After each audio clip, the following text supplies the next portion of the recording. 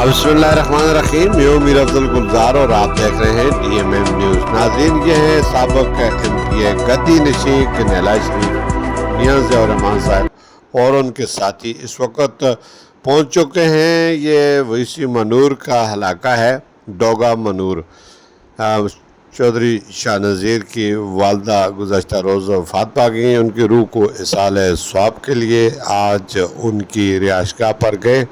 उनके साथियों में शुमार हाजी अब्दुल अजीज़ साहब और दीगर भी आप देख सकते हैं। ये सब उनके साथ हैं और यहाँ पर फातह ख़्वानी की जा रही है। इस मौके पर गद्दी नशीं कन्हैया शरीफ मियां ज़िया रहमान ने फातह ख़्वानी करते हुए कहा कि अल्लाह पाक शाह नज़ीर की वालदा साहिबा को जन्नतुल फ़िरदौस में आला मकाम अता फ़रमाए और पसमंदगान को सब्र जमील अता फ़रमाए। उन्होंने कहा कि ज़िंदगी मौत की मानत है और हमें हमेशा मौत को सामने रख कर ज़िंदगी बसर करनी है।